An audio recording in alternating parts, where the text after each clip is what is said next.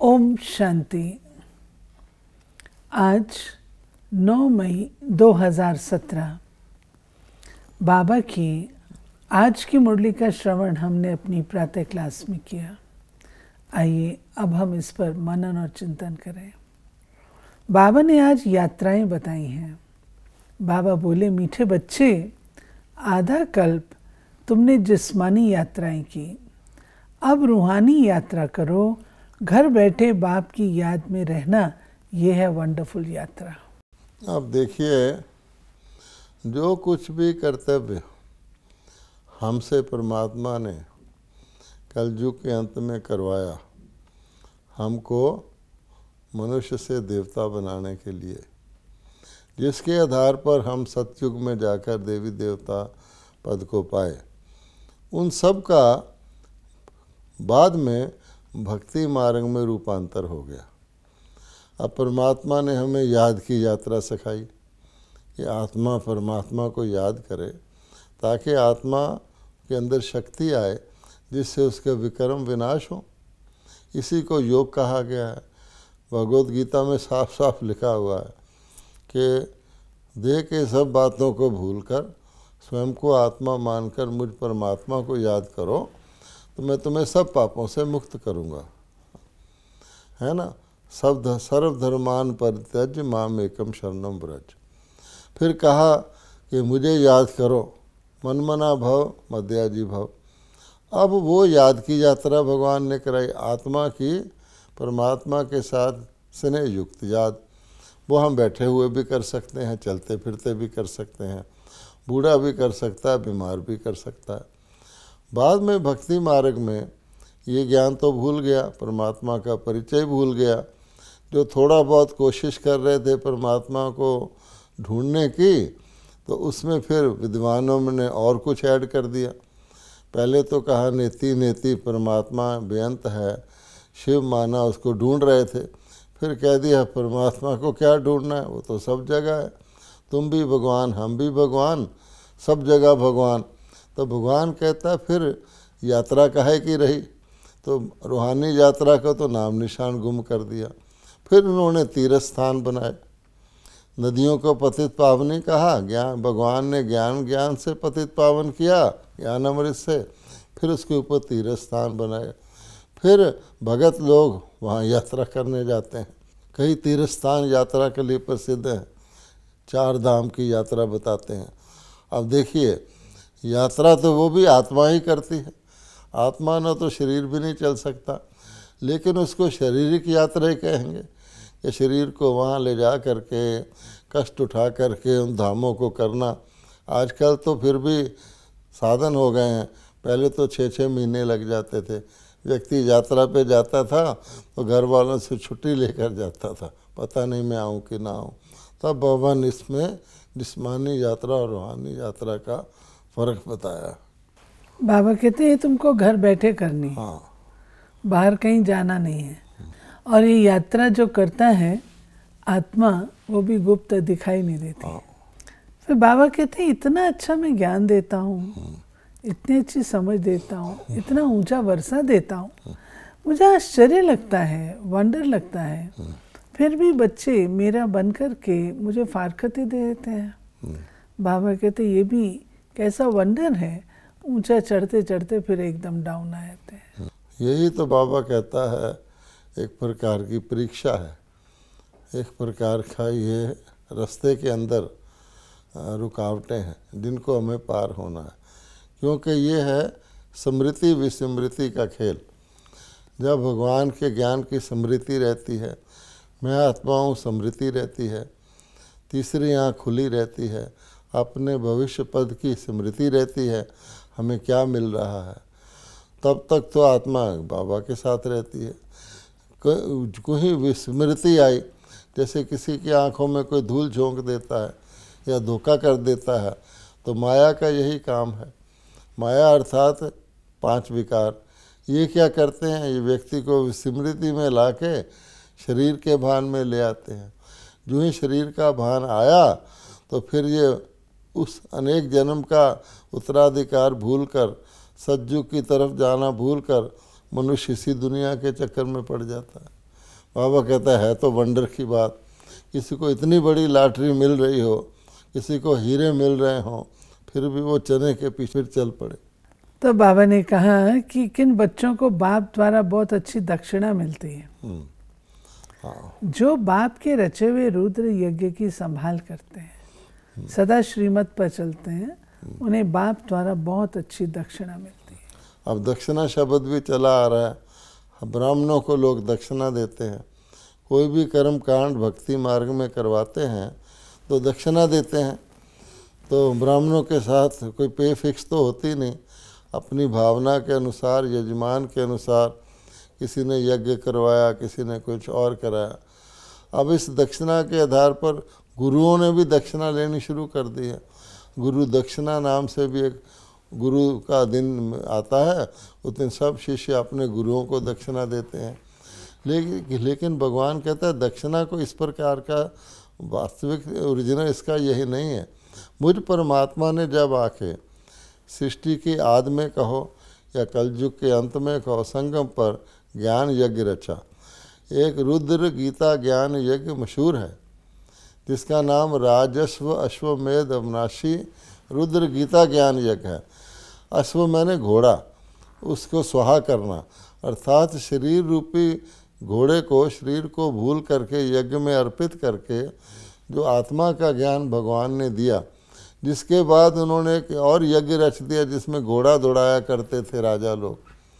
यह गीता में लिख दिया कि सृष्टि की आदि में ब्रह्मा जी ने यज्ञ रचा कल्प की आदि में, जिससे देवता उत्पन्न हुए और वृद्धि को पाए। ये उसके स्थूल रूप है। लेकिन परमात्मा ने ये जो ब्रह्मा कुमारी इसका इतना बड़ा मूवमेंट का यज्ञ रचा हुआ है, जिसके द्वारा आप देख रहे हैं कि मनुष्य कैसे पतित से पावन बन रहे हैं। जिस चीज़ को वो इम्पॉसिबल समझते थे, आज वो पॉसिबल हो गई है। सारे विश्व के कोने कोने में ब्रह्मा कुमार और कुमारियां हैं जो पवित्र जीवन लीड करते हैं, अपने आप को सात्विक बनाते हैं और अपनी सात्विकता के द्वारा समाज में भी सात्विकता लाते हैं, वाइब्रेशन के द्वारा पीस लाते हैं। अब तो सारी दुनिया में फैल गए। उस यज्ञ की जो अच्छी तरह से रक्षा करता है, उसके नियमों का पालन करता है और उसको बढ़ाने में सहयोग देता है, उसको बाबा कहते हैं अंत समय में जब बहुत भयानक परिस्थितियां होंगी, जब इस सृष्टि का परिवर्तन होगा, अर्थक्वेक आएंगे, नेचुरल क्लैमिटीज आएंगी, बॉम्ब चलेंगे, उस समय बाबा कहते हैं मैं बच्चों की एक्स्ट्रा मदद करता हूँ और उनको कोई भी ऐसी चीज़ महसूस नहीं होने देता, उनको मैं ट्रांस में ले जाता हूँ। वो मेरे बहुत बड़ी दक्षिणा मैं उनको देता हूँ। और बाबा कहते हैं कि यात्रा कौन करते हैं? गृहस्थी करते हैं। निवृत्ति मार्ग वास्तव में गृहस्थ धर्म से अलग है। यात्रा पर ले जाने वाले ब्राह्मण होते हैं।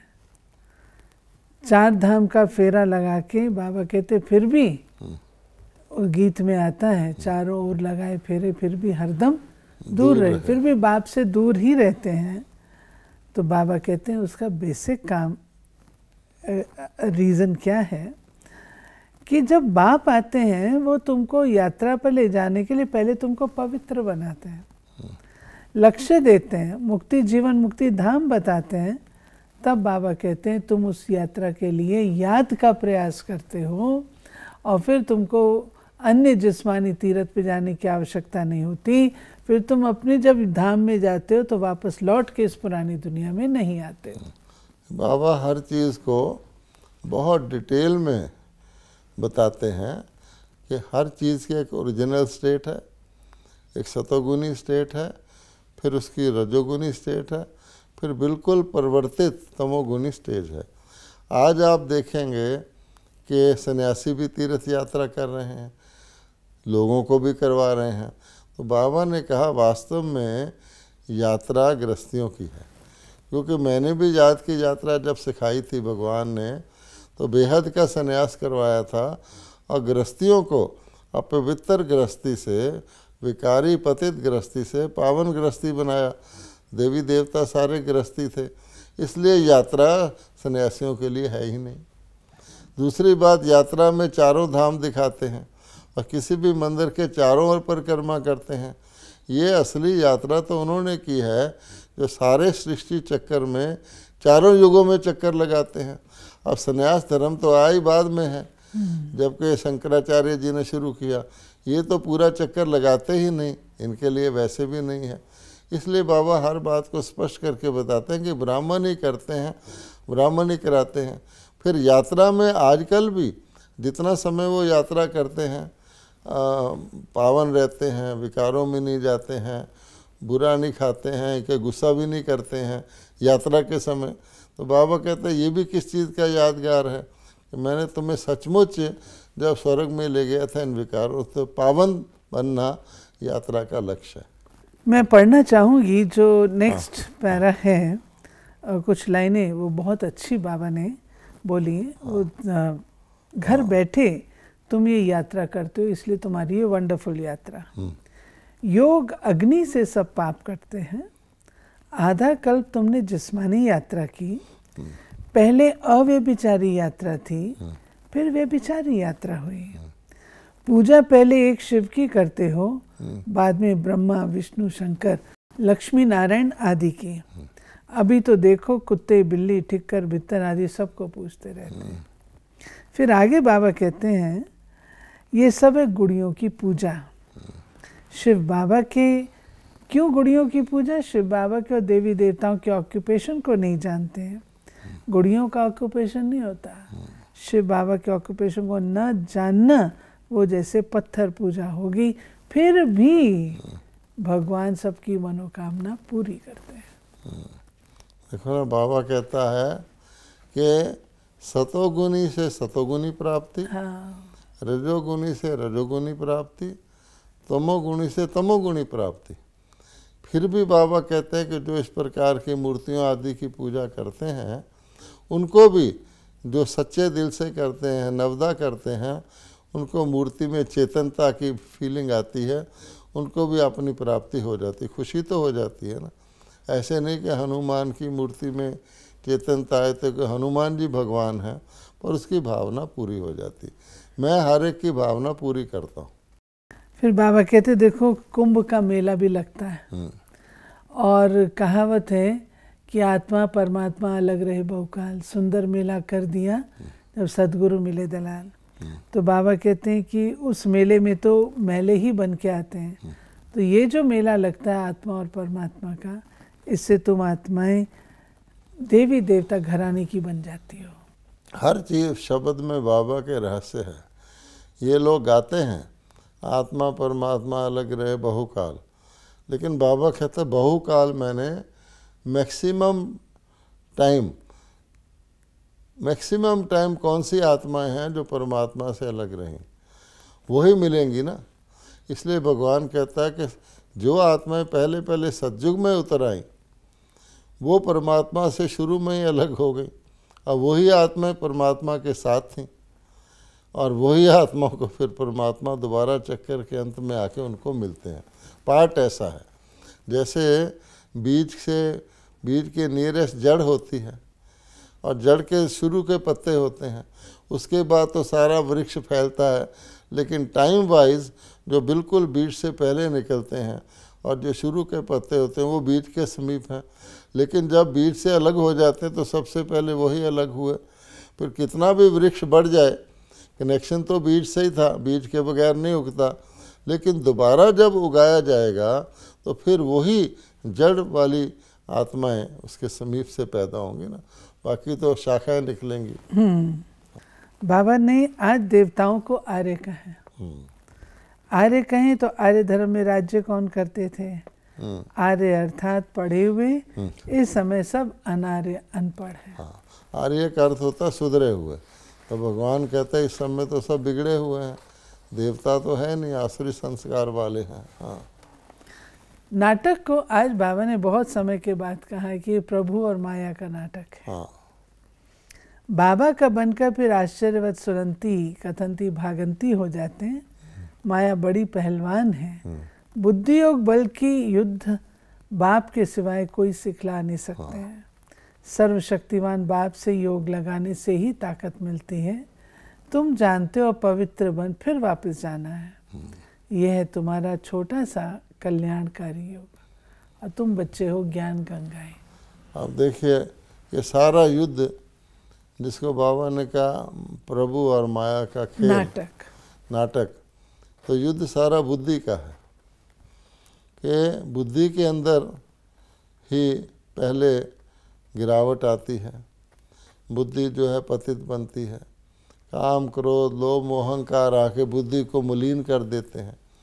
इसलिए भगत लोग प्रेयर करते हैं, ये नहीं कहते हे भगवान मुझे सोना दे चांदी दे महल दे, हमेशा यही कहते हैं हमें सद्बुद्धि दे, क्योंकि अगर व्यक्ति की बुद्धि साफ है तो उसका निर्णय भी साफ होगा, तो उसका कर्म भी फिर श्रेष्ठ होगा, तो उसको कोई प्रॉब्लम नहीं आएगी। अगर बुद्धि के अंदर कोई मिलावट है, कोई मलिनता है, तो फिर कर्म में भी आएगी, उसका फिर फल भी दुख के रूप में भोगना पड़ेगा। तो भगवान कहते हैं माया तुम्हारी बुद्धि को विकारों की ओर ले जाती है, शारीरिक इंद्रियों की तरफ ले जाती है, और मैं तुम्हें इंद्रियों से परे शुद्ध आत्मा बना के तुम्हारे विवेक को श्रेष्ठ बनाता हूँ। ये युद्ध चलती रहती है। इसलिए बाबा कहता है आश्चर्य बात देखो, मेरा ज्ञान सुनने के बाद भी, तीसरी आँख खुलने के बाद भी फिर कुंभकर्ण की नींद में सो जाते हैं और विकारी बन जाते हैं।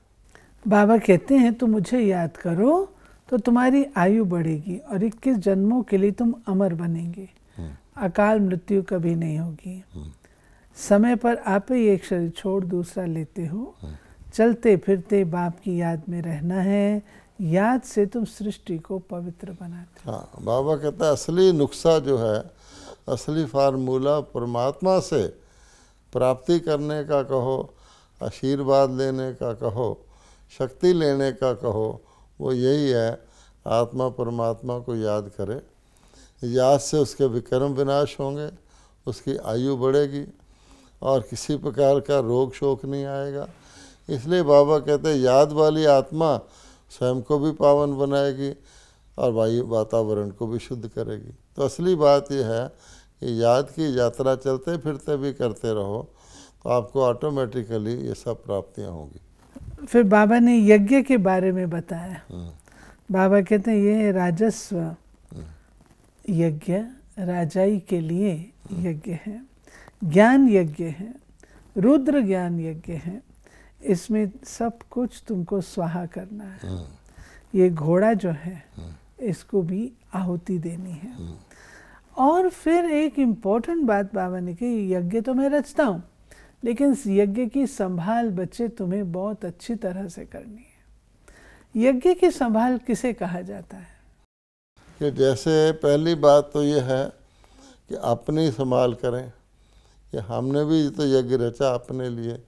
ब्राह्मण पहले अपनी संभाल करता है कि मेरे मन के अंदर, संसारिक ब्राह्मण भी जब संसारिक यज्ञ रचते हैं तो कुछ धारणाएं लेकर जाते हैं।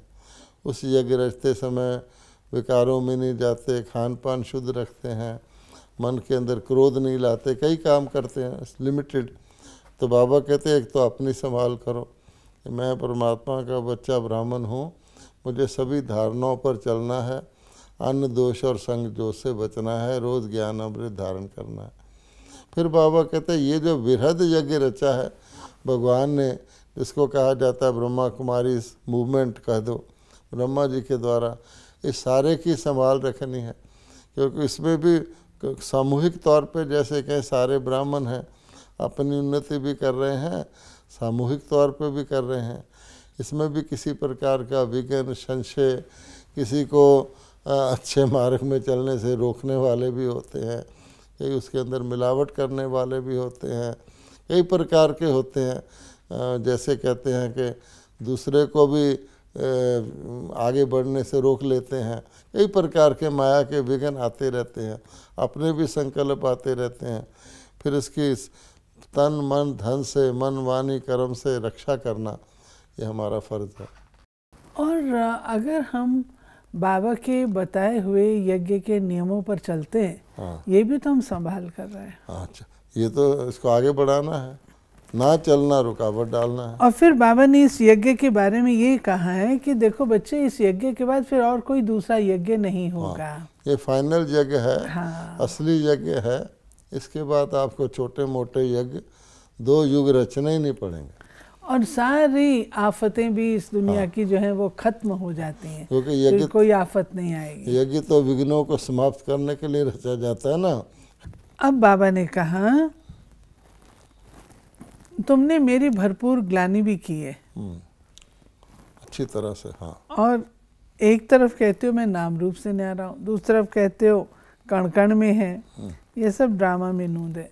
और एक बात इसके साथ जोड़ते हुए मैं चाहूँगी आप एक्सप्लेन करें, हमने न केवल शिव बाबा की ग्लानि की लेकिन अपनी भी तो कितनी ग्लानिपूर्ण बातें लिख दी शास्त्रों में, देवी देवताओं के बारे में, किसी को भी नहीं छोड़ा।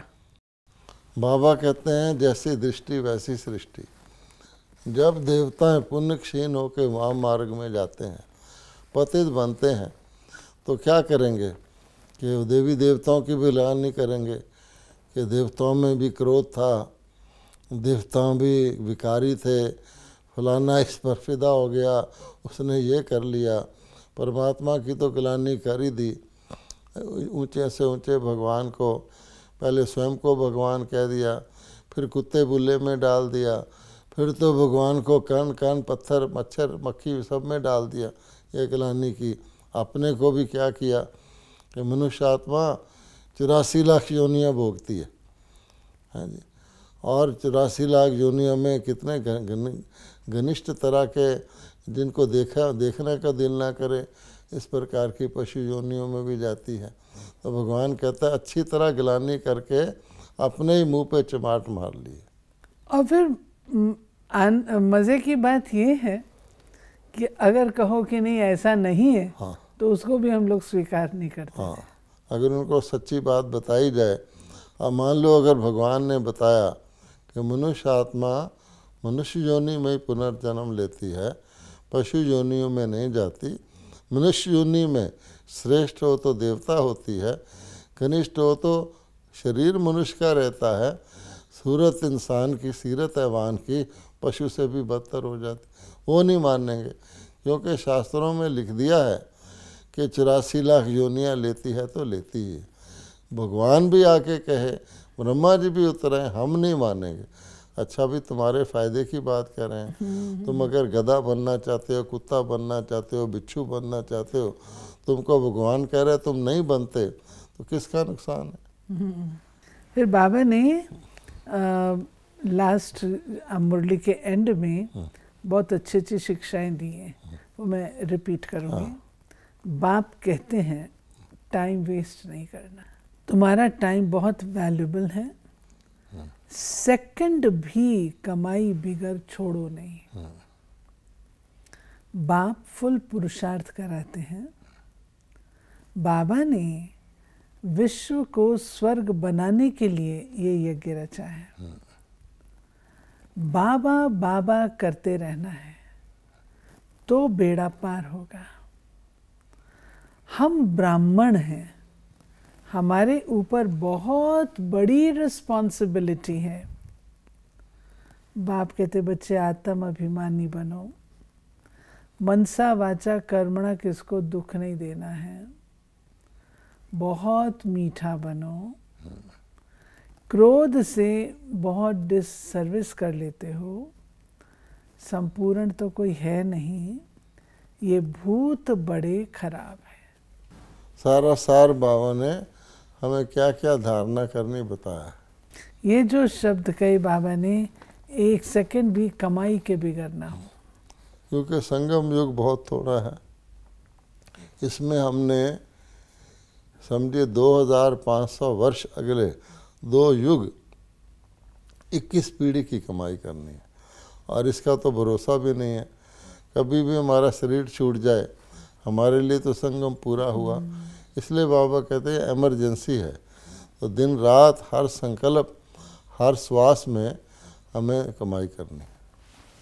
वरदान है मालिकपन की स्मृति से शक्तियों को ऑर्डर प्रमाण चलाने वाली स्वराज अधिकारी भाव। बाप द्वारा जो भी शक्तियां मिली हैं उन सर्व शक्तियों को कार्य में लगाओ, समय पर शक्तियों को यूज करो, सिर्फ मालिकपन की स्मृति में रहकर फिर ऑर्डर करो तो शक्तियाँ आपका ऑर्डर मानेगी। अब बाबा कहते हैं कि अभी हम अपनी इंद्रियों के वश हो गए हैं और अपने आप को भूल गए कि हम मालिक हैं, ये हमारी क्रिएशन है, तो इनको ऑर्डर करोगे तब ये तुम्हारा कहना मानेगी, तब नियम मर्यादाएं पालन होंगी। स्लोगन है, त्रिकालदर्शी स्थिति में स्थित रहकर हर कर्म करो तो सफलता मिलती रहेगी। तो ये थी बाबा की आज 9 मई 2017 की मुरली में बाबा ने हम बच्चों को बताया है कि कैसे ये यात्रा है और यात्रा में कभी भी हमको हारना नहीं है। ये यात्रा हमें ऐसे स्थान पर ले चलती है जहाँ से वापस लौट के इस पुरानी दुनिया में हम कभी नहीं आएंगे। जो बाबा ने शिक्षाएं दी उन पर हम ध्यान दें। ओम शांति।